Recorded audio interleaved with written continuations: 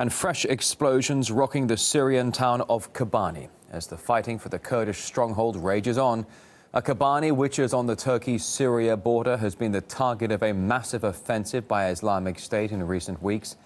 Local Kurds have fought fiercely, fearing the consequences if the town falls. The latest pictures of fighting in the city show there are still huge explosions.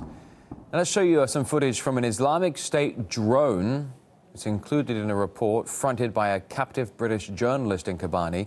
It's part of the jihadists' fully-fledged PR campaign during their assault on the Kurdish stronghold.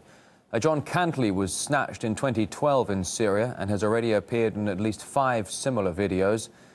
In the latest, he is shown among the ruins of Kobane, reporting on the advance of Islamists and denouncing Pentagon claims that the jihadists have withdrawn from the city. And Kurdish fighters in Kobane are desperate for reinforcements. A helping hand could come from fellow Kurds in Turkey, although Ankara has so far been reluctant to let them into Syria. But as RT's Paula Sleer reports, some are already risking their lives by illegally crossing the border. In a few hours, these fighters, under the cover of night, will smuggle their way into a city where no one's safe, where jihadists roam the streets and gun battles rage from house to house. If we don't go to protect Kobane, who will? The Syrian-Turkish border town of Kobane has been consumed by ISIS fighters who still control large parts of it, which has united Kurds from around the region in a call to arms to strike back. Smuggling those resistance fighters in is the job of Simko Karamoch, who knows the area like the back of his hand.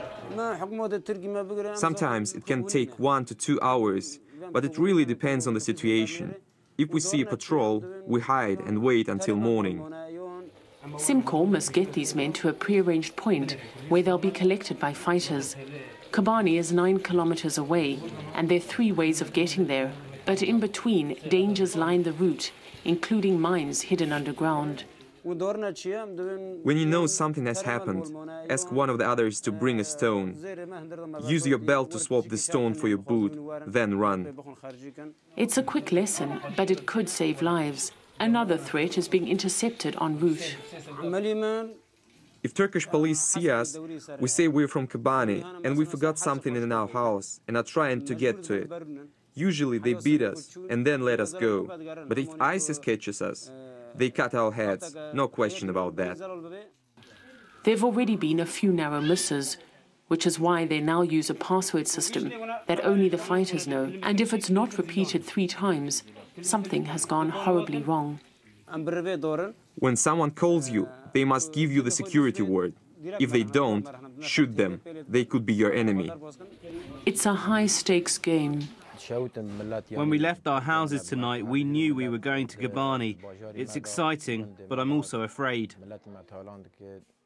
Afraid of walking straight into the belly of the enemy, but there's no other way. As they set off on their perilous mission, the few kilometers that separate us from Kobane could prove to be the most dangerous journey of their lives. Paula Sleer, RT, on the Turkey-Syria border.